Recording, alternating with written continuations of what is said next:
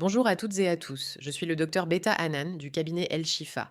El Shot, aujourd'hui je vous propose de nous intéresser à une tumeur rare mais importante à connaître, le phéochromocytome. C'est un sujet que j'aborderai de manière pédagogique en suivant un ordre chronologique pour que vous puissiez bien en comprendre tous les aspects. Allons-y.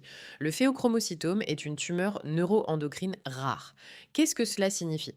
Cela veut dire qu'elle se développe à partir de cellules spéciales appelées cellules chromaffines. Ces cellules sont situées au cœur de nos glandes surrénales, des petites glandes perchées au-dessus de chaque rein, dans une zone appelée la médulo-surrénale.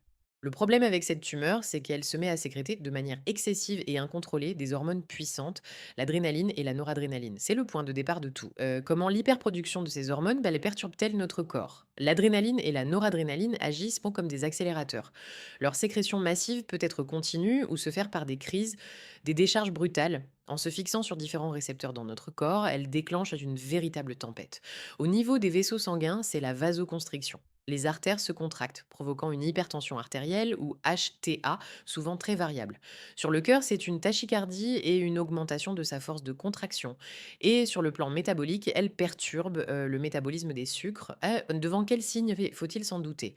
Il y a une triade de symptômes classiques, même si elle n'est pas constante, des maux de tête ou céphalées intenses, des palpitations cardiaques désagréables et des sueurs profuses.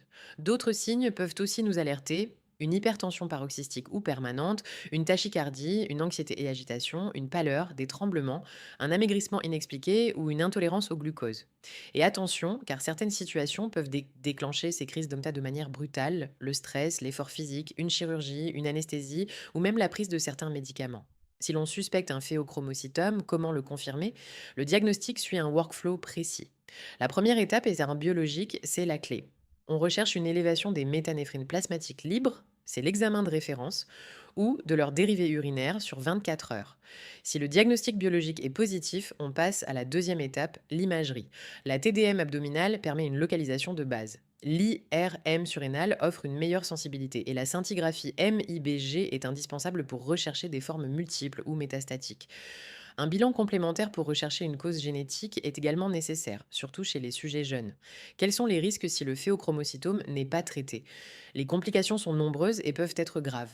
Sur le plan cardiovasculaire, il y a un risque de crise hypertensive sévère, d'AVC, d'infarctus du myocarde ou de cardiomyopathie de stress. Sur le plan métabolique, un diabète secondaire peut se développer. Et au moment d'une chirurgie, si la préparation n'est pas rigoureuse, il existe un risque majeur d'instabilité hémodynamique, voire de mort subite par arythmie sévère. C'est pourquoi il faut agir à temps.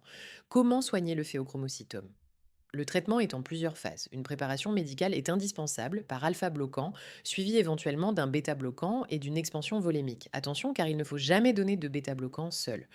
Le traitement curatif est à la chirurgie, une surrénalectomie, souvent laparoscopique, qui peut permettre une rémission complète. Pour les formes malignes ou non opérables, d'autres thérapies existent. L'évolution clinique de la maladie est imprévisible avec la possibilité de crises hypertensives répétées ou de dégénérescence maligne, ce qui nécessite un suivi rigoureux. Nous voici arrivés à la fin de cette vidéo. Comme vous le voyez, le phéochromocytome est une maladie complexe qui nécessite une prise en charge médicale spécialisée. Si vous présentez des symptômes évocateurs de cette triade classique associée à une hypertension variable, je vous encourage vivement à consulter un médecin. Je suis à votre disposition au cabinet El Chifa pour tout renseignement complémentaire. Vous trouverez toutes nos coordonnées à l'écran. Prenez soin de vous et à bientôt.